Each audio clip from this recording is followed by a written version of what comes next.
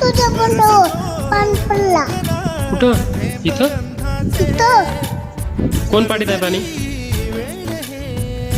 या तिला डोंगर. डोंगर पाडीत आहे. हा सांग तिला पाणी पाडू नको आमच्यावर.